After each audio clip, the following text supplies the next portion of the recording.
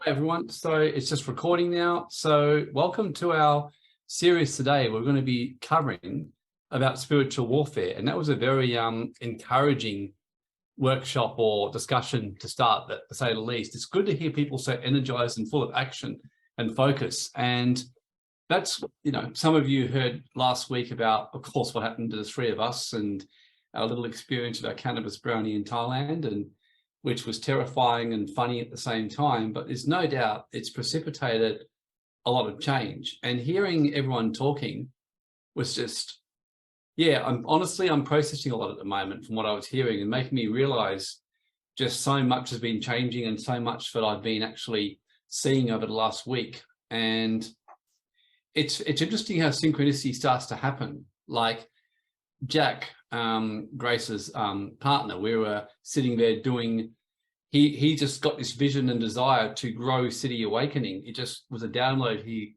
got. And to cut a long story short, he applied and we managed to get an extraordinary grant from Google to be able to advertise and really just grow the work and really spread it. So as part of doing that, we started having a little bit of a look into what people across the planet are searching for right now online. Like, what's people's biggest fears? What's people's biggest need? What are people most desiring to experience? And all of us I should have known better, because I've been getting this download for weeks and my logic's been questioning it.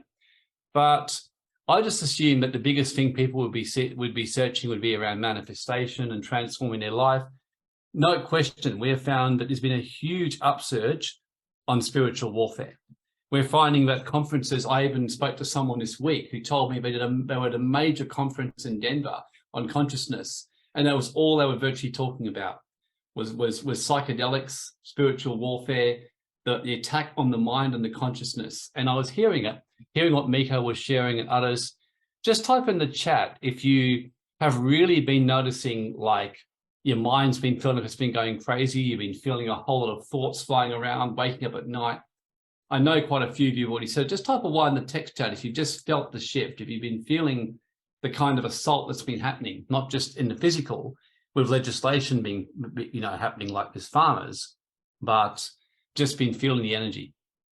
Yeah, so quite a few have been. And it's a good sign. It means that people are, by and large, pretty awake and pretty much in tune with what's been going on here. And there's so much that I want to share today. And to a large degree, and it's 10:44, as we've saying this over here, which is the 144. So it's very interesting. I've just been really pondering where to go today. And in light of all the changes that have been happening, I've just been noticing a greater desire to work and take action than I've ever felt in my life in the last week. It's just been growing. I think myself and James and Edward and others, we've got more work done in the last week than probably in the last 6 months combined, literally. Just so much. Just, in fact, every minute of the day, I'm like, let's do something. Let's get something done. What can we be doing with our time? It's like an urgency. And there's no question that we're in a bit of a war right now. So before we start, who would like to read the Lord's Prayer? I'm happy to do it, Warren. Can you hear me? Okay, no one's here. Yeah. No one wants to read it. Yeah. Can you hear Steve? Yeah, two. Can you hear me? Oh, hang on. There are people speaking. Sorry, I didn't have my speaker. Steve. Yes, Stephen said he'll do it. Oh, sorry. Yeah, Steve, you can do it. Sorry, Steve. That's all right. Okay. All right. The prayer of Yeshua, the prayer to our Father. O thou from whom the breath of life comes, who fills all realms of sound, light, and vibration. Your light is experienced in my utmost holiest. Your heavenly domain abides in me. Your will is manifested in the universe, all that vibrates, just as on earth, that is material and dense. Thank you for your wisdom, understanding, assistance to manifest our daily needs. Dissolve the fetters of faults that bind us, our karma, as we release the guilt of others. Let us not be lost or caught up in superficial things, materialism, common temptations, but let us be liberated from everything that keeps us from our true purpose. From you comes the all-working will, the lively strength to act, the song that beautifies all and renews itself from age to age. Amen. Sealed in trust, faith, and truth, I confirm with my entire being. Okay, so let's just get straight on with it today. And it's so interesting what Christine was sharing about the farmers' legislation and what's happening over there and the action that people are taking and actually reading the legislation. One of the things that if you start to look around the world and even look around Australia, this is actually happening everywhere. It's just, I think that we've become so numb to it and so much trauma. And something that a very good psychologist said to me this week, he said, whoever was behind COVID must have been absolutely wrapped with, the win-win which they experienced. No matter which side of the fence of duality people were upon, they got the end result. People traumatized, whether they were traumatized by being terrified of the virus and changing way of life and being pro the agenda, or whether being against the agenda. Either way, people are operating out of balance and operating in a kind of way what you would want if you're running a global cult, which is trying to conform everyone into some kind of new world system or order, which is really what it's not difficult to see that's the case. And in a way, what it's done is it's numbed people, exhausted people, mentally assaulted people and things like that. And by doing that, what I've observed has happened is that legislation has been able to go through of extraordinary draconian nature. And by and large, apart from a few screams, it's almost like, what can we do about this legislation? So yes, we hear about WA with the heritage, but at the same time, there's stuff being passed in Victoria. South Australia, only a couple of months ago, passed laws pretty much banning protests or close to it, or putting all kinds of rules around it. So bit by bit, you can see this kind of system coming in to clamp things down, tighten things down. And if you want to have a good look at the way that the world is going or attempting to go, one just has to look at Russia and China, which is more and more stepping up in power in the world and seeing the kind of order and system that they've created. And the biggest thing that we've had this week, we've realized with City Awakening, was how much the reason this was set up was to actually, in a way, break the power of this cult and see the world come into a different order or different system or different government, a whole new way of being. And one of the things that in our original trust deed, which we wrote in our original vision, which I always like to go back to regularly to remind ourselves of why this was set up in the first place, like why we call this City Awakening, why we didn't call it some completely different name. So as an example, this is the trust deed that we set up for it originally. And when you go back to the objects of what we set up, and keep in mind, we've expanded a lot of what we're doing now and things like that. But one of the things I love what we put here was to facilitate a spiritual awakening, to see that kind of stuff across cities and towns of Australia and the nations of the earth. And then to establish the government. In other words, when I say government of Christ, I'm not talking about like a new Christian religion or anything like that, but really just the new Christed form of government that's kind of, on the one hand, strict, orderly, but at the same time, gives liberation and freedom and is about giving people prosperity and success in all areas of life. And the words I love here, which I'd forgotten I'd put, was to be free from the Babylonian instituted system that enslaves the minds, hearts, and finances. Now, this is our whole 2-day workshop in itself, just that one last sentence. But if you actually go back and study the original Hammurabi law, and that was brought in something like about 2,800 years ago, which was all about creating a massive, civilization, a massive kind of city. Babylon was a very prosperous city, but a very cruel city, a very controlling city, a very vicious city. And the system was designed to take property rights, keep people within the system, severe punishments for non-conformance and non-compliance. And it was a very, very well-constructed system, legal system, property system, financial system, educational system, health system, everyone kind of operating within a massive cult. And it's interesting that in the scripture, in the book of Revelation, when you go right back to what that book actually says, and when it's trying to give a metaphor to help people understand exactly what is going on, they use the metaphor of this, what I call spirit of Jezebel, or this dark, what's called the dark feminine. And again, we're not saying that women are dark or evil, because everything has its duality. There's the light feminine, there's the feminine that's there to heal. And there's also the dark toxic feminine, like the dark toxic masculine. So we see here, when it's trying to give an example of a system that's completely like a global cult in the spiritual energy or the spirit, but it's controlling the world, the clue that it actually gives is here. And you may remember in Revelation 13, it talks about the mark of the beast. It talks about which was a name written on the right hand and the forehead. So it clearly says upon the forehead was a name. And the reason it uses the forehead was in ancient times, a mark of slave ownership or mark of identity was often put upon a slave in terms of an earring or some kind of, forehead labeling or whatever else. And of course, in the forehead is our third eye.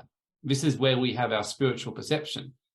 And of course, it's saying that in that whole light, that whole center of consciousness, it's a whole consciousness that's enslaving. And this is why, if you look at the, I can't remember where it is, I think it's the dollar note, and you got the eye of Horus and you got the eye of Satan, and in the Lord of the Rings, you got like Sauron. It's all coming from that place here, and control and basically energy going out there and things like that. So this is giving you a bit of a clue here as to the kind of system that's being created here. And again, interesting about this one here in Revelation 13, which we've heard many times, about the system giving people a mark in their right hand or in their foreheads that no one can do anything commercially unless they do it. Something which probably seemed far-fetched and ridiculous many, many years ago. Now it's not so far-fetched. We can see now that we're moving very rapidly into a digital financial system, a economic chaos and possible collapse. And if that happens, and America's certainly heading that way pretty fast right now, Australia is on the way. It's not hard to see moving towards a digital currency, not hard to then see artificial intelligence and having everything centralized through a phone for simplicity, then eventually seeing people choosing, which is already happening in some countries, to inject or microchip that same thing into your hand or into some part of your body. And who knows, maybe, and then of course, it's not too far-fetched now to think of the idea of it going into the forehead, especially with new AI talking about the ability to, heal Parkinson's, do miracles to heal people's injuries by putting stuff into the brain, which can change the brain signals and change the pain receptors to the body and download programs into the mind. All this stuff that we've seen in movies, science fiction movies, becoming a reality. And I find it very, very interesting that it talks about, when it actually talks about this whole thing in verse 3, that the deadly wound was healed. In other words, the ability to do miraculous healings, and you can read this in Revelation 13. So again, I'm really sharing this more for the fact of showing that when we're in a spiritual battle, we're in a fairly major time of spiritual and mental warfare. And to me, the third eye, anything that the third eye is our center of consciousness. And in ancient times, Jesus said in the Bible, for example, that pretty much that the light is the center of your body. This is where your awakening comes. It's what's called the pineal gland. Many of you would know that when we're doing any kind of energy work and we're doing activations in City Awakening or anything else we're doing, we often get people to focus on a code, and we always say, move the mental energy into your forehead, focus on it, and just really allow that to activate. And of course, it's not the purpose of the day to go into it, but there's plenty of videos and webinars out there that can talk to you about the pineal gland and the assault that's been on that one through fluoride, through various chemicals, and just generally also through attacks on frequency. And when someone's head's under stress, anxiety, you're overthinking, your chakra, your sixth chakra, your third eye starts to close off, and you start to lose your ability to see into the fifth dimension and beyond, and you start to disconnect from that. So really, the more we wake up and start to see our spiritual potential, I think our potential is extraordinary. I really do. I don't have the slightest doubt if you had enough people step up, free their minds, as they would say in the Matrix, and let the power of God and everything just transform our thinking and get us fully activating our third eye, we could bring radical changes. I mean, some of the greatest changes in history, when I've studied great awakenings and consciousness, have always happened at times when chaos is happening, and you haven't needed the whole world to wake up. You've only needed a small percentage of people to wake up and start to work and get united. And you've seen cities completely change their cultures overnight. And there was evidence of this happening in the Great Awakening. There's evidence of this happening in the 1900s in Scotland and in Wales with the Welsh Revival and many other places. So what we can do with consciousness when we start to change that is extraordinary, you know? And this is why what's interesting, and again, when I always go, I like to go back to the original trustee, because one of the things that always inspired me and why we did our City Awakening kind of energy work, and many people do energy work and consciousness shifting and intercession and work to keep the energy of our city clean. And many of you know that we've done a lot of that. We were doing that in COVID, and I've been getting a call to even do more of it again. So one of the things I had in G, or Grace and I put here, was to basically eventually see full-time energy workers. And again, I wrote in a language I understood at the time when I wrote this, but basically what that's saying is that using the Christ, very similar to what they've done in South Korea and many parts of the world, they've actually successfully created amazing energies and open heavens. And in Korea, at one stage when they were doing this 24/7, doing energy work over the city and over the church, literally people were coming into the church, and the moment they'd walk in, they'd get instantly healed. They would instantly feel a release in whatever was going on in their results, you know, instant release, instant transformation and things like that. So the power of what you can do with spiritual warfare, if you're willing to put the work in, we cannot underestimate. And every time I teach on this or share or we do this, it always reminds me about, like, our enemy certainly does not rest. When I say our enemy, I mean, we can understand the duality and know that everything kind of balances out. But at the same time, it's important to have these reference points and realize that, just because it's about bringing balance to the energies and things like that. And there's certainly groups and people who are very serious about manipulating the energy against the greater good of humanity. There's no question about that. And one of the things that hit me, going back to my deepest core truth, is, let's face it, I mean, if the light was winning on the level we were saying it was winning, we certainly would not be seeing a lot of the things that we're seeing happening now. And I love what Alberto Villoldo said. He said something which I remember I'd argue for years. I used to have many arguments with pastors and leaders about this in church. Alberto Villoldo, a shaman in the Amazon, tells a story about how when he was first doing his shamanic training, he was actually, when he was first learning shamanic training, he's sitting there, and I can't remember if it was him or his mentor, but one of them basically started making statements how the light always wins, the darkness has no power. And one of the shamans, his eyes twinkling, goes, is that so?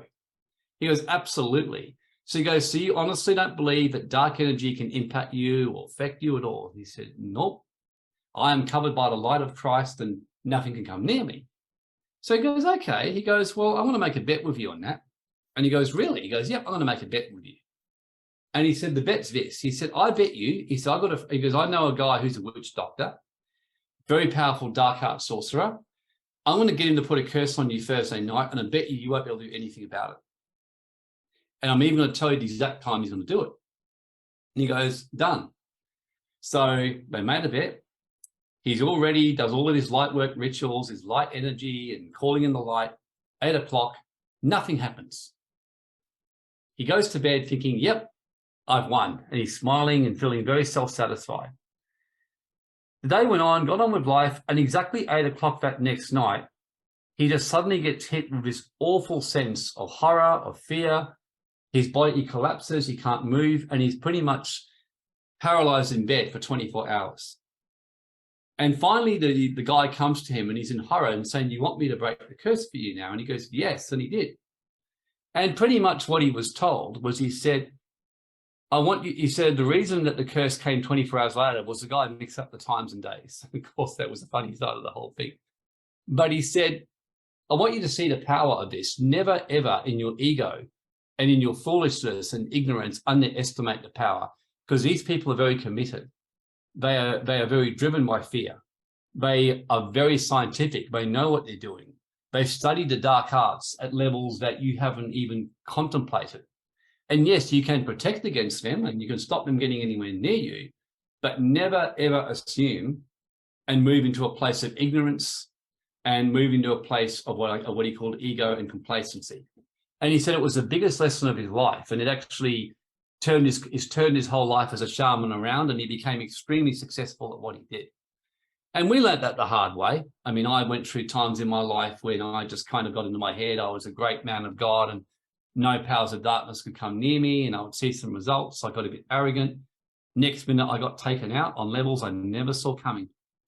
And I'll say that with all humility and all soberness, I don't live in fear of them whatsoever. Quite the contrary now.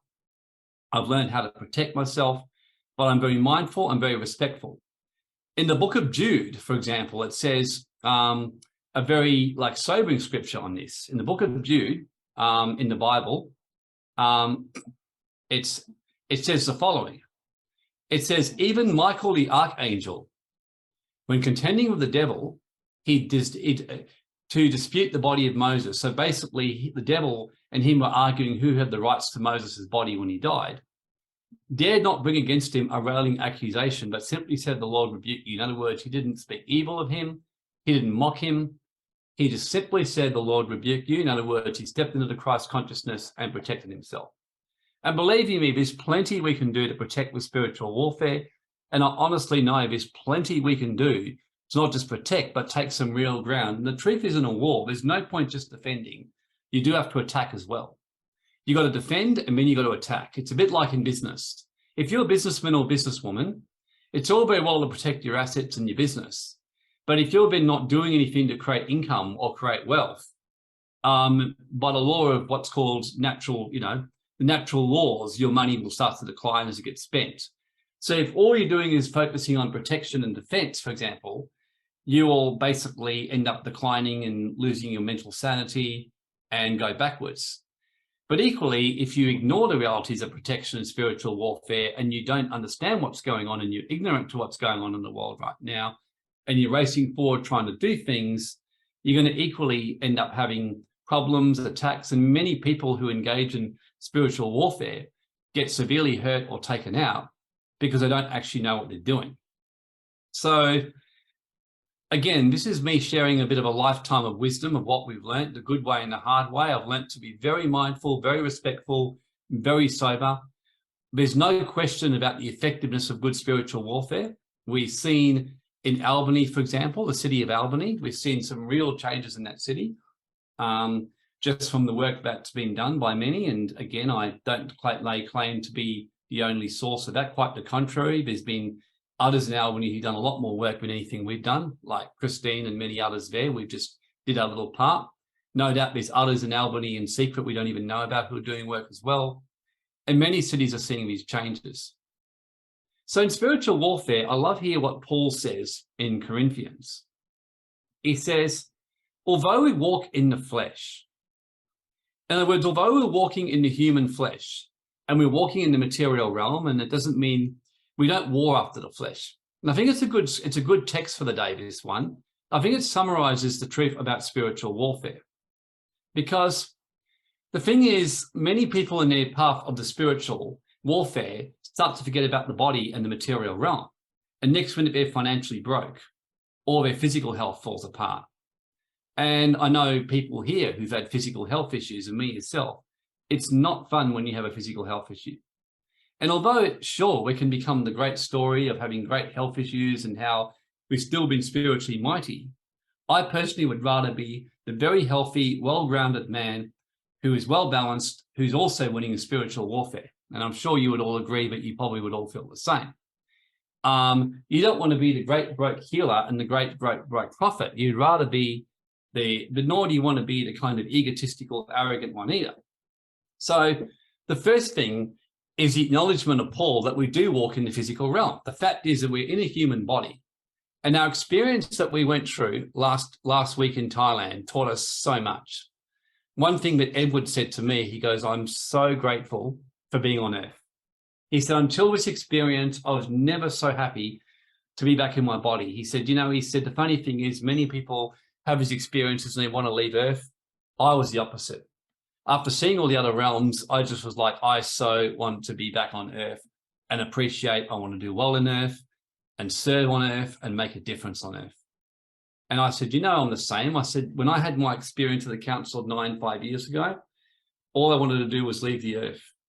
Now I just want to get into Earth and fucking help Earth and just do my part to be a lot more, sober-minded, willing to work hard, do my part, be a contributor, and play my role.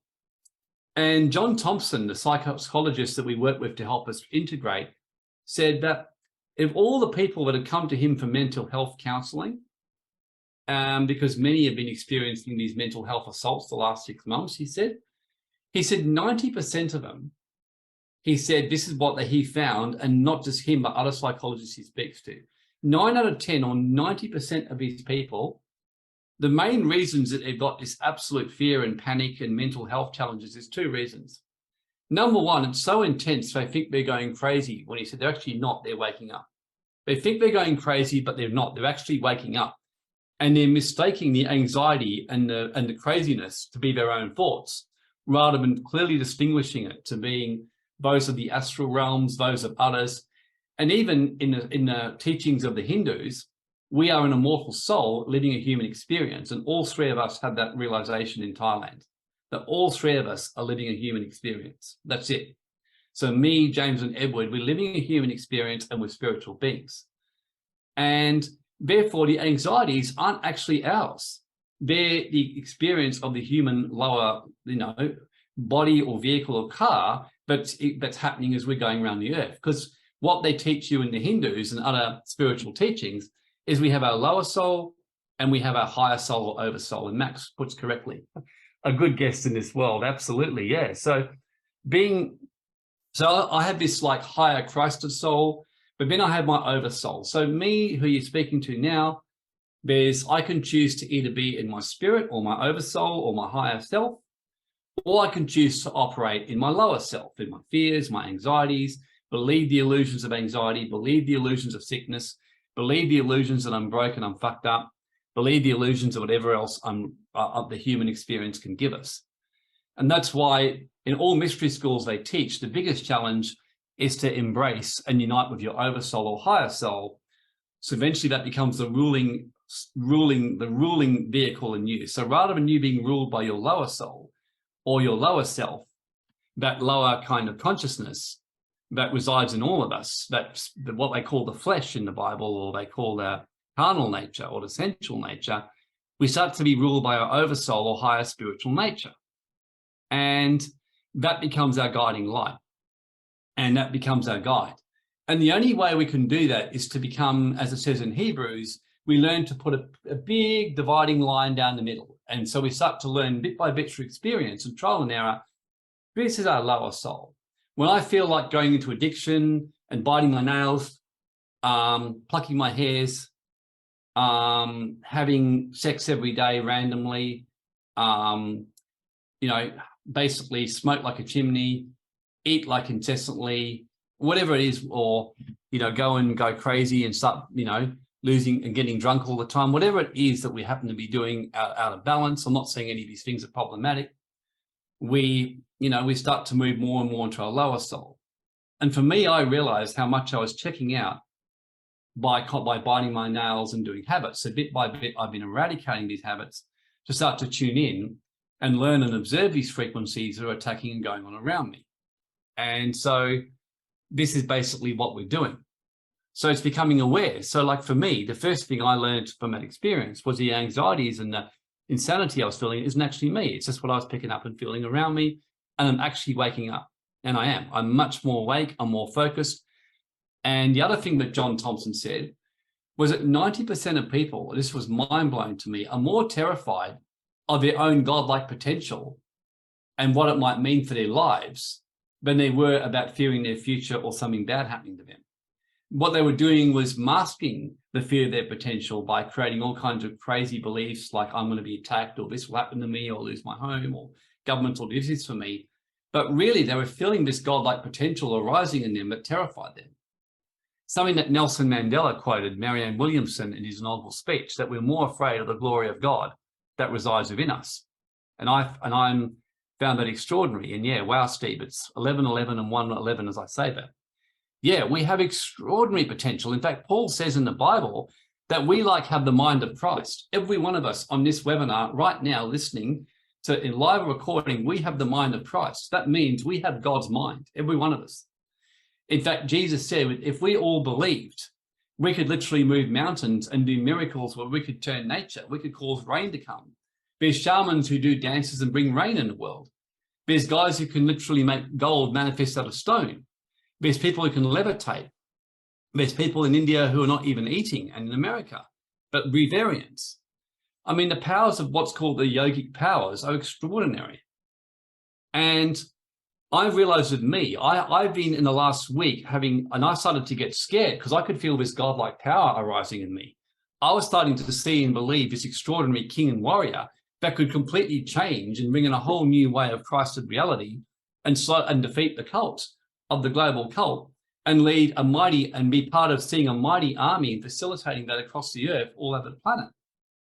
And in the past, whenever I'd feel that, I'd vacillate between ego and think, oh my God, this means I must be some specially called dude, which I've started to realize that, which is just one form of ego. Like, hey, I'm just some specially called dude, like I'm the great this or whatever my ego. And then you swing to the other extreme. Who am I? I'm actually just this normal guy and I'm just being stupid. And what I realized this week was the truth is both. I am just a normal guy. Jesus was just a normal carpenter. Krishna was just a normal guy in a chariot. But just because I'm just a normal guy who has my normal stuff, I like to camp a trail, I have my own insecurities, I have my own hang-ups, I have my own challenges, I have my own, kind of feelings at time of feeling vulnerable. I'm also a mighty warrior who can do great things and has a great creative gift and a lot of knowledge, and I can help a lot of people and facilitate a really big work. And all that means is I've got more responsibility, and it means I've got to get out of the way more than ever before, because without people and without a great team and without all of you and without everyone around, I'm absolutely nothing. My ideas are just simply a bunch of Netflix fantasies. They literally are. So this is just all the realities, and everyone here, you're all part of a mighty army, which can make a very big difference, and you all have a mighty part to play. So yeah, Aidan, here to fulfill a role, nothing more, nothing less. And the more we can find out what our role, what our strength is, we stay within that realm. It's like I was saying today to Grace and Jack and my sons. I said, without you guys, City Awakening is nothing. Global Wealth Club is nothing. The Awakening is nothing. It's just an idea. It's just an experiment doomed to failure. And then in turn, without all of you listening here today, it's doomed to failure, because otherwise it's just a small number of people, just just getting together with a great vision. And what I'm realizing is the importance of action, about the importance of stepping out and doing stuff. And that's why I love these words. We walk in the flesh. In other words, we take action. So we do walk in the flesh. We do walk in the material realm. And, and if we're not doing things to ground ourselves, like I now value grounding, I go for walks. I've realized that naturally I get so in my head. Grounding is so important. I need grounded people around me. It's why I'm grateful for Grace and my sons and Jack and very grounded people who get me back to earth. I naturally get so much in my head, so I've learned to get grounded. I've learned to be grounded financially, we want to be grounded and make sure our finances are well organized. We want to be grounded and make sure that our health, that we're consistent, that we're physically active. And that's why I loved, what was being shared before about, Christine sharing about her health and just getting moving and the difference it made. And there's nothing like movement and action. And this is why I want to be moving and taking action. And then at the same time as moving and taking action, we want to also know when to rest, because another part of warfare is learning how to rest. And as an example, yesterday, all I wanted to do was work. We were working all afternoon on City Awakening and getting some stuff together and on some other stuff. I just wanted to keep going and going, but at 8 at night, I thought, I'm actually exhausted. Now it's time to rest. and I went to bed very, very early last night. So although we walk in the flesh, we don't make war. In other words, we don't go around warring in the flesh. And this is one of the mistakes we make. We see stuff going on with the government, the heritage. Now, it's so important that we do action in the physical. I'm so grateful for the farmers and people in WA who are reading legislation and taking actions in the physical. But ultimately, we're not going to win the battle in the physical. We're going to win it in the spirit. And then the physical is essential to complete the win in the spirit. And generally, that's how manifestation works. We get a thought, we take action, and then we bring it into the physical. Keep in mind that manifestation is done in reverse by dark art sorcerers in this spiritual warfare. That's why there's people in the CIA and psychic assassins who do this to try and implant negative thoughts in the people. That's why there's a very good scripture in the Bible that undeserved curse won't come to rest. In other words, if your mindset is in a state where you, for example, aren't vulnerable to a curse, it can't come near you. But if you're in a state of fear and panic, but you can lose your money or your assets or whatever else, you have been vulnerable to suggestive thoughts that can enhance or magnify that, which you then start to manifest physically. So we don't war after the flesh. We war in bringing down the lower thoughts of a lower nature and becoming aware of that and stepping more into a higher nature. So we learn to cast down our negative imaginations and fantasies. What's some examples? Well, if you start getting egotistical beliefs about yourself, as I learned, and equally you start getting self-doubt, because who are we to doubt ourselves and put ourselves down? You know, we are the child of God, as Marianne Williamson once said. Who are we to say we're not good enough? What a lot of crap. Who are we to say that we are plain and ugly? I mean, what a lot of crap, you know? Who are we to say we're not good enough? But equally, who are we to equally say we're better than anybody else? Because that's bullshit as well. We're not. It doesn't mean that some of us don't do more effective stuff and things like that, depending on our action. But ultimately, I love this, casting down our vain imaginations and every high egotistical thought that exalts itself against knowledge, that puts ourselves down, that starts to say negative things, says things, for example, like, well, I can never be healed. I'm doomed for sickness. I'm doomed for this. Our planet is doomed. Personally, I honestly do believe with spiritual warfare, we can change our country and our planet. I don't have the slightest doubt we can do that. I don't think it will be easy to do it. It's going to take discipline. It's going to take commitment. Every one of you here in your life have probably got something you're good at, whether you're a good trader in stocks, you're a good property purchaser, you're good at a particular job, or you've got great health, or you're physically fit. Right now, I'm the physically fittest I've been in my life. And that's not because I did some great spiritual warfare or went on some course on a Facebook ad.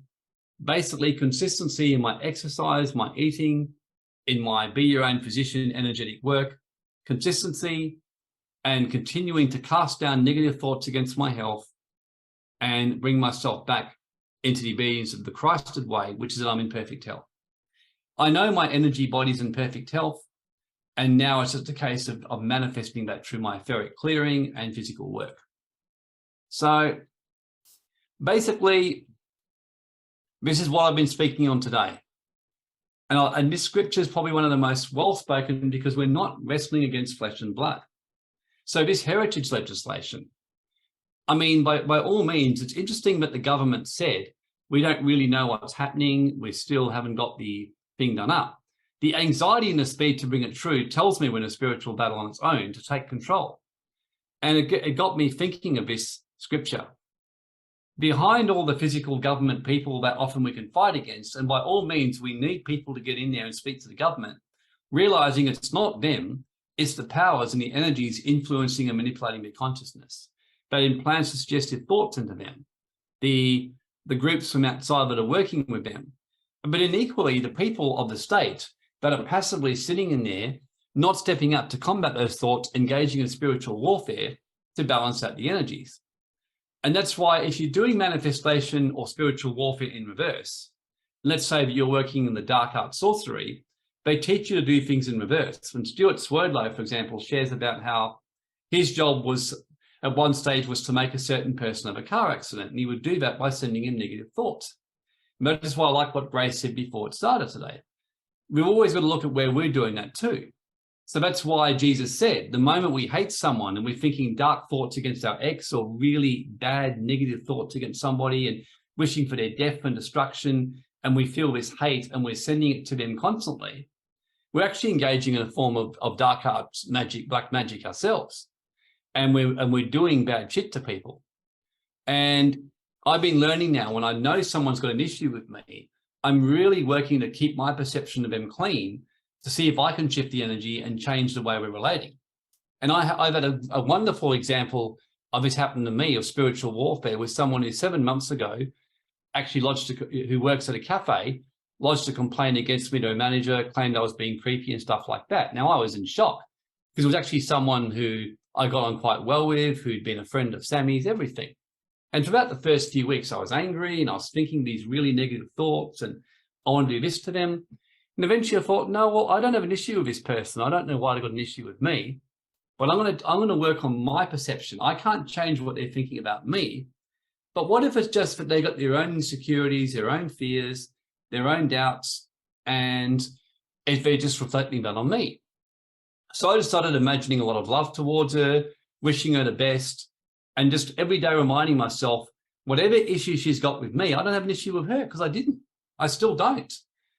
And what's been amazing in the last probably month, about a month ago, I bumped into her and she wasn't even awkward. She was friendly with me. How are you going? We just chatted and it was like back to normal. Same cafe where she lodged a complaint. Last few times I got in, she smiled at me and said hi. We said hi. And you can just see we're back to normal. Now I haven't had a discussion with her. I haven't done anything. I just really worked on my own perception.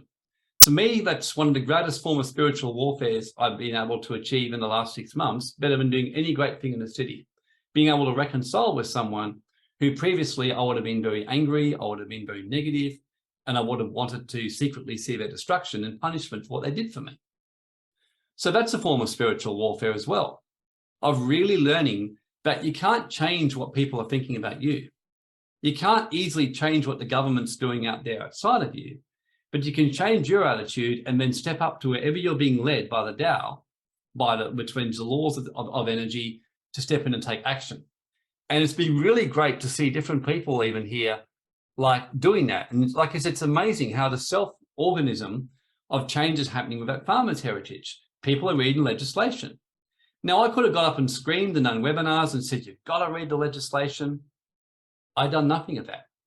All I've done is just looked at that legislation and just given thanks for it and said, for whatever reason, it's waking people up. It's bringing us back into balance. And that's what I've been doing. That's been my role. I just give thanks for the legislation. I give thanks that the government are doing this because it's waking up people and it's going to bring in an even better government in our state. That's what I've been working on. And that can be one of the best forms of spiritual warfare we can do here. Now, in saying that, that doesn't mean everyone does that.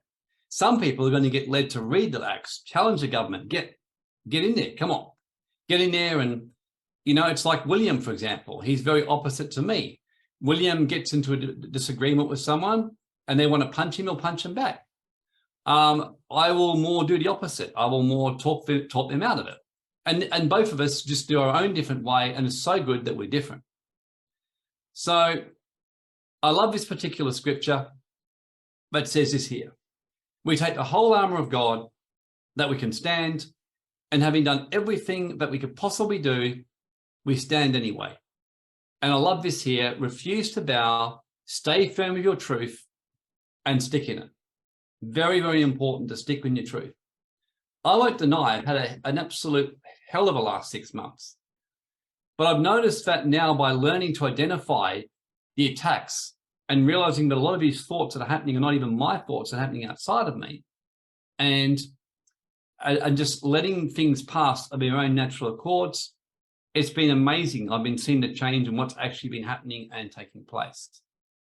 And there's no question that we really, truly are at war. And it's a frequency war. And one of my favorite examples I like to give to people in the frequency war is, think of it like this. Let's say, if you understand radio frequencies, let's say that let's say I'm sitting there playing the piano at a radio station. And let's say the radio station is 692.5 FM. So the frequency of 692.5 FM leaves the station and goes all around the ethers, all over the world or all over the local region, everywhere. Anyone that can tap into that frequency, if it's on 692, let's say that someone's sitting over on 692.5, then my frequency will hit them and they're going to hear me playing the piano in their house, on their radio or on their computer. Let's say that that person's got their frequency at 792 or 432. They're not going to hear it. And I know you understand that. That's how radio frequencies work. Equally, they found, for example, in health, that like every organ has a frequency. So let's say that the correct frequency of, let's say, my liver, and I'm making this up, is 211.5. Let's just say that my frequency is well off at 432.5. Let's say there's a frequency flying around trying to attack the liver, that's at 511.5 from some people somewhere else. My frequency, let's say, might feel it, it's out of balance, it picks it up, and the next minute, if I'm not aware of what's happening here and doing work around it, I can start to get more and more out of balance. So frequency wars happening. I believe the vaccine, more than anything, was a war on frequency, designed to change people's frequency to make them more susceptible for whatever wants to happen. That's my personal belief, which means you can defeat them. You can defeat the effects of it, not just only with physical stuff, but with frequencies. So there's so much I could share today. I kind of could go on and on and on. The main thing is to realize that we are in spiritual warfare right now. And one of the most important principles I like to share here, for example, which is what I was sharing before, is to recognize that whatever our strongest emotion is and our worst fears, they prove, Gerald O'Donnell in his consciousness teaching has shown how we naturally manifest fear more than anything else. And that is why it's very, very important to learn to manage our fear. And when we see our fear, we don't run with it, nor do we simply try to repress it. We just own it, we see it, we observe it, and we let it pass. I had a situation 2 days ago where I noticed that something was happening with, like my eye was really flaring up out of nowhere. So I did all my normal frequency work on that and other things that were happening and it all fixed up, but the eye didn't seem to fix. So I could feel it happening and I just noticed it, I let it go and just kept giving thanks that my eye was improving. And as I did that, I got a download that said, Warren, this is what you got to do. This is all it is. It's not an eye thing. You just got a slight imbalance in your liver meridian. And that's what I felt. I'm like, okay, out of nowhere, your liver's out of balance. And so I went and did some checks and sure enough, my liver was out of balance, done that. And it's already about probably 50% better than it was, say, a day ago.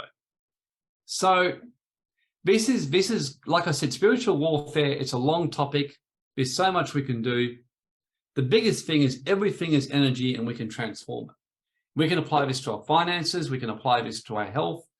And that's why, as many of you know, I'm running this Be Your Own Physician workshop. I'm pretty excited about that. I've got a free webinar Wednesday to promote the course on that one and, you know, how to save a fortune in supplements by using frequencies. And again, I've just discovered that everything has a frequency. So that one little rule and getting it back on right frequency, I've been seeing extraordinary results. Even yesterday, I knew I needed vitamin C with my eye. And I thought, well, let's just infuse vitamin C into me, which I did, got tested, and I didn't need vitamin C. So there's so much you can do when you transform the energy and things like that. So there's a lot we can do. And just keep in mind that when you're dealing with any kind of spiritual warfare, one of the things that's done in dark art sorcery is they know that where you attack people is in their etheric body and in their auric field. If you can implant thoughts and feelings and auto suggestions into people, into these areas, you can actually get people to start to implement these, believe these. If they meditate on them enough, they'll start to take action on them subconsciously, and before they know it, they manifest it. That was how Stuart Swerdlow was showing how he managed to get people out of a car accident by doing that kind of stuff. So be very mindful of the suggestions and the auto suggestions hitting your auric field, especially when you wake up in the night. So if you wake up and you feel the energy is going crazy, and then you get this thought that's saying you're going crazy, or you get a bad thought about your health or about your finances or your future, just keep in mind you're probably getting auto suggestions happening, whether it's coming from just the general frequencies that are in the etheric field you're susceptible to. It may even be specific psychic attacks. So one of the things I'm going to be sharing about in the next week I'm going to be sharing about how to protect yourself in spiritual warfare. So this is going to be very important to learn how to protect your morphogenetic field. Some of you know that we're planning in Albany, for example, to do a physical event with a guy called Malcolm I've been working with, and he's been showing me a whole lot of next level stuff around this about protecting your auric field. I personally believe that the whole vaccine the last few years has been all about attacking the auric field and things like that. So, and the reason is that anything that's not cleared from the etheric and anything that's lingering in that area eventually does manifest into the physical. So in a spiritual warfare, we want to be really mindful about what we're manifesting into the physical. Just keep in mind, any unbalanced, strong emotion will manifest in the physical. And if it keeps going for long enough.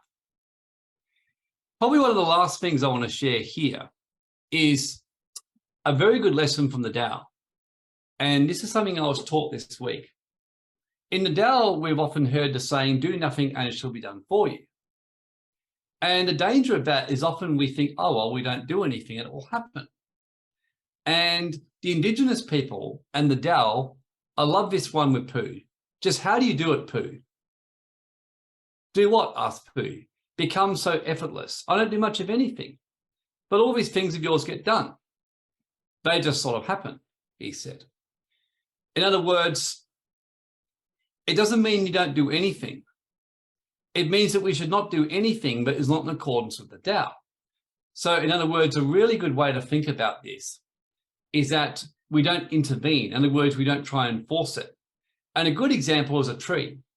There's not really an awful lot you can do once a tree is growing to make the tree grow any faster. I mean, there's probably little things you can do, but by and large, the tree just grows. You just got to knock it in the way. Like go in there, start digging it up, trying to find out what's happening at the roots and things like that. So equally, the greatest lesson here, and I've been seeing this all week, this is how manifestation works. You set yourself the intention, and then you just let things come to you. And when they come, you actually take action. You take action as things come into you, and you let things, synchronicity, take the action for you. And this has been my biggest lesson. I have been busier this week than I've been in a long, long time. Just people come to me and say, this is what we've got to do. Next minute, I'm sitting there working. This morning, I was going for a walk, for example, and I got this clear message. This person in your team, this should be their next step of in their life. I get back, and as I'm talking to them about other stuff, they said, I just got a message this morning, and they got the same message as me. And synchronicity takes over because you stop trying to control or force the process. So as you can see, this is the secret to spiritual warfare. When nothing is done, nothing is left undone. True mastery can be gained by letting things go their own way. In other words, this do nothing, don't intervene, but it doesn't mean do nothing. Quite the contrary. True manifestation is a lot of action. It's just getting things done. If, for example, you have a manifestation to buy a house, start taking action. Start looking into it. Start planning. Start getting the picture. Get the dream. Get it in your heart. Get it really, really clear. How do you want it to look? If you're desiring a new partner or life partner, or, someone to be seeing and, having some fun with, whatever else, get a picture. How does it look? How does it feel? Whatever it is you happen to be desiring. If you're desiring to have like really good health, get a picture. How does it look? What does it feel like? I learned a lot about the Tao with my own stretching. At one stage, I was stretching like an hour a day, thinking to do this to get more flexible for my dancing. And then I just got this message some months ago, let go and stretch less. And that went against everything I've been getting taught. I followed it. And I've noticed I'm actually more flexible now than I've ever been since I was a kid. And I just get led every few days. I get led to do another stretch session, do some light stuff. But every day I just picture myself more flexible. I get a sense of myself doing it. And then just things come my way as and when I'm ready for it. So in a nutshell, we are at war. And we've got these energies at work to try and knock us off our center. But it's really important to realize that this war can be over, that basically the best way we can win this war is by learning the tools of spiritual warfare. And, I could just about keep sharing until 12:30. I'm not going to do that. I feel I've covered enough today. hopefully this is enough to get started, because next week I want to be sharing a lot more about the etheric body and how this comes under attack. So I'll be sharing about that. And then we'll be sharing a lot more about how to protect yourself. And like Raymond Grace says, everything is energy and we can transform it, and learning a lot more about how to protect yourself in spiritual warfare. And that's one of the things I've learned. This one, protection is the most important thing I've ever learned. And whenever I'm doing this, I notice things work very smoothly. When I stop doing this, I notice things start going off track and off center. So, okay, let's just finish off by just using our mental energy in the center of our head upon our third eye, and let the flower of life into us. The flower of life is an ancient symbol of creation, one of the most powerful symbols. Many intercessors and energy workers I've known just use this one code alone to shift and activate cities. So just get a sense of this right now in your heart, in your mind, and in your city. Just imagine it right in the center of your city, right at the center of the highest place, wherever the worst dark art sorcery takes place, wherever any Masonic lodges, wherever any kind of government place of things going on. Just get a sense of the flower of life in that place right now. Get a sense of it over your politicians and around your politicians, enveloping your politicians. Get a sense of it enveloping your hearts, this whole group. Imagine us all in a big flower of life together, and just feel the healing taking place. And keep in mind, as well as energetic, this is scientific. There was a study that was done where they created a life-size flower of life and were putting people in it, and people were seeing healings within half an hour. And equally, studies were done, and they found that the effectiveness of a mentally projected flower of life was just as effective as a physical one. In the same way, I've been discovering that getting supplements in you energetically is just as effective as physically when you actually believe it.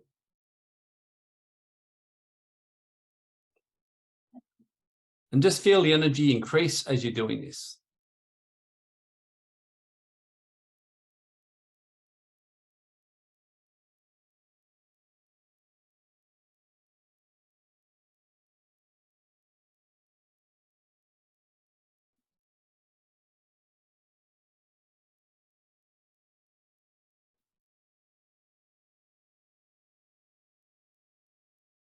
Some people are feeling overwhelmed.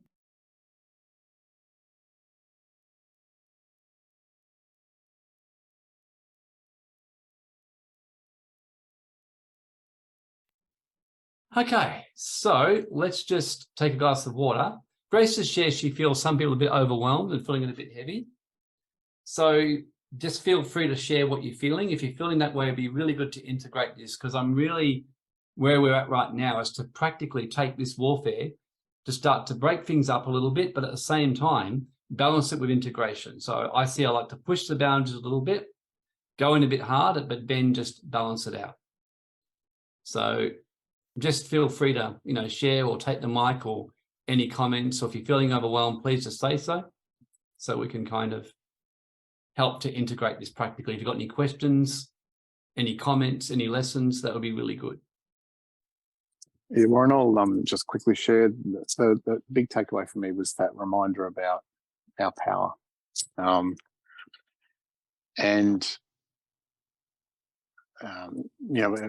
Like I said, and you said too, interesting, the significance or the synchronicity, at least, of that, sharing that around 111, 1111. We can and do make a difference. So yeah, that was probably my big one. Yeah, I like that. Thanks, Steve. A few comments here. Max says, makes sense for days that feel unusually draining. Good sign to do a clearing. Look, Max, Raymond Grace said in his webinar a few weeks ago with us, and said to me, he goes, with the war on consciousness going on right now, he said, think of it this way. He goes, imagine if you were in a very dirty house. You'd be having a shower once or twice a day, wouldn't you? And I'm like, yep. So he said, right now, he said, I'm doing a clearing on myself twice a day. I said, really? He said, yep. So he said, so especially if you're waking up at night and feeling unusually drained, one of the things I do, if I'm waking up and feeling things, I normally just let it pass. If it won't pass, I normally get up, get my bobber, or do some energy work, pick up a journal and just start writing until it's all downloaded, or do some kind of clearing. So yeah, and all you need to do for clear is intention. Like you can do whatever words work for you. A good example you might say is, I know these anxiety and these negative thoughts are not mine. I just give thanks to God, or give thanks to the God within me. I give thanks that all of this is just passing, and I just let go. And just be with it, let the anxiety be there, and just keep reminding yourself it's not you. That's one of the things that I was taught as well to do, which I've been practicing bit by bit and, getting better and better and better. Joyce Meyer, the great spiritual teacher, pastor, she once said that whenever she'd wake up was her most vulnerable time, because she'd feel the negative thoughts hitting her. So that's when she'd always combat them and start her day by giving thanks. So a very good thing to do, but a lot of spiritual teachers and pastors do, is they start their day by giving thanks. If you're waking up feeling that anxiety, just give thanks. They've actually proven that even psychologically, that if you go through and find 5 or 10 things you're grateful for. This morning, as I was walking, I was just feeling this gratitude for the opportunities I had, for the great group of people that are around me, for my health, for the fact that financially, whereas I've been getting a bit negative on some financial matters in my business, becoming thankful that I lived in Australia, but I had so many opportunities, that I was thankful for the great people around me.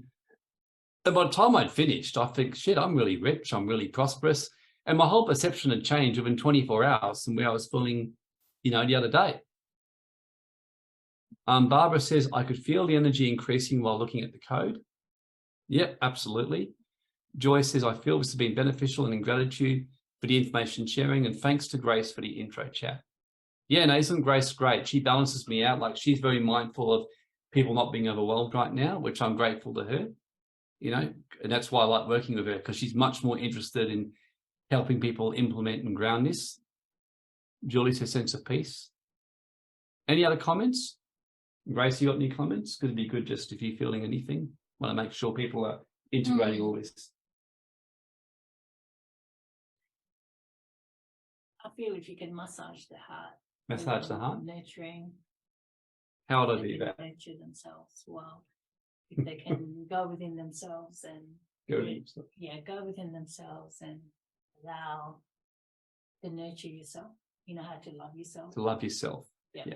You use the flower of essence, that flower. The flower of life. Yeah. Yeah. Okay. Yeah, like really, yeah, okay. So Grace's suggestion, just letting this code. Yeah, because you've been touching the masculine, you've been penetration. Yes. So now allow to receive in yourself and love yourself. Bring the feminine in. Is there any feminine who can do this? Yeah, we're doing it now. We're doing They it can now. do it themselves. Okay, Grace is saying we can do it ourselves. Okay. So just let this code, just visualize it, activating your pineal gland, and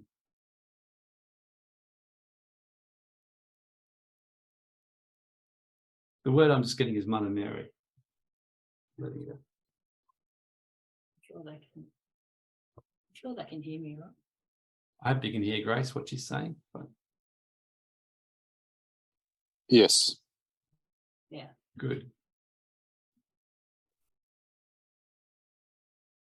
Okay. So if you look at the flower of life, the coding, allowing it to go into your third eye and going within.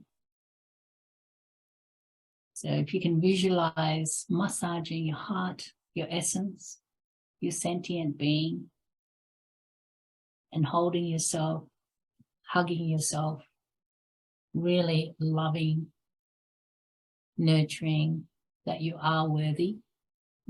And as this flower of life has its network, all its different networks, you can visualize the different networks in your neuron system, in your mind and in your heart. So connect the mind and the heart together. And allow the nervous system to come together. Give yourself permission of kindness, of receiving, being receptive, to what source within you is coming. And also each one of us right now sense that we've all got a download, a message for ourselves. So just receive and be receptive to that inner voice, which is gentle and soft. Allow the real feminine to come through. So the masculine has come and gone through the penetration. So now the feminine, open up your arms, opening yourselves to receive. Allow the seed to come in and bring forth life.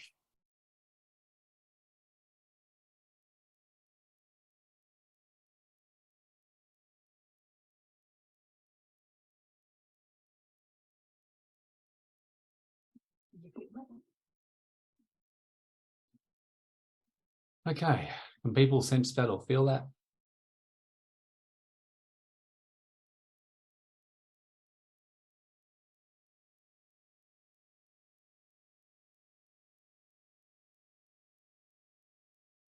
Yeah, Max can feel softening around the heart. Yeah, so can I. And jaw, yeah. Oh, excellent. The breath is really good. It's why part of the feminine is knowing how to slow down the breath. And that's something which I'm doing right now myself, just breathing in through the nose. And then just slowly and gently breathing out through the mouth. Just imagine looking at the ocean and the stillness. Ocean and stillness. Steve, just what was needed. Yeah. Just allow the ocean to wash over you. Allow the earth's mother, the feminine energy of water, refresh, revitalize your soul.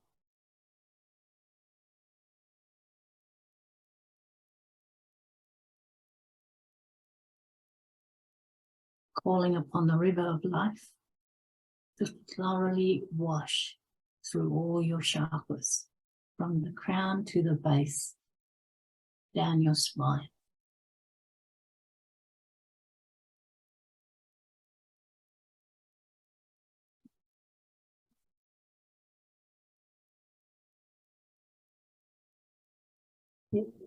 Get Steve to read that. Yeah, I feel to one of the things I'm going to be teaching in protection, a very powerful protection, is to read sacred prayers, and Psalm 23 is one of our favorites. So Grace just asked if Steve Plummer, do you want to read Psalm 23? I can put it on screen if you don't have it. Yeah, sure. If you can put it on the screen, that'll be great. Okay, Psalm 23. The Lord is my shepherd, I shall not want. He maketh me to lie down in green pastures. He leadeth me beside the still waters. He restoreth my soul. He leadeth me in the paths of righteousness for his name's sake. Yea, though I walk through the valley of the shadow of death, I will fear no evil, for thou art with me. Thy rod and thy staff, they comfort me. Thou preparest the table before me in the presence of mine enemies. Thou anointest my head with oil. My cup runneth over. Surely goodness and mercy shall follow me all the days of my life, and I will dwell in the house of the Lord forever.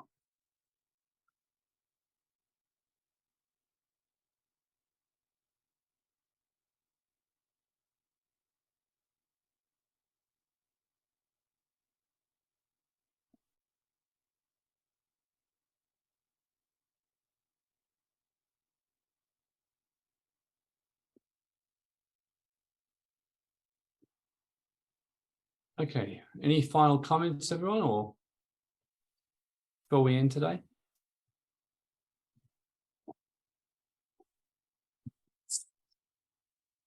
Christine, that was powerful, brought tears to my eyes. Oh, wonderful, Christine. Yeah, my heart's really softening. As usual, if anyone feels to donate, this is just our thing to donate to the work. And just stay tuned if anyone wants to come to the workshop on Wednesday, the free webinar. Barbara, it was beautiful. Thank you. Yeah, thank you, Barbara. Thank you, everyone. Okay, everyone. Well, we will see you all during the week. Those of you who want to come to the Wednesday webinar, please feel free to come. We're going to be doing more City Awakening trainings over the coming weeks on warfare. Our aim is to help gain ground, but also rest, protect, and relax, and learn how to balance our energies. Miko feels more at peace, which is great. It's great when we're in community because we feel like we're not going crazy, don't we, Miko? We start to realize that many are feeling the same thing, and it's just the energies that we're picking up around us, but we're actually doing perfectly okay. And I feel everyone's starting to hopefully will walk away today thinking, yeah, I'm actually doing okay. I'm doing pretty well. Just be mindful of the battle that we're in, and that we're in such a time of great change, and so much more important to be part of a really good, stable community. So thank you, everyone. See you all next time.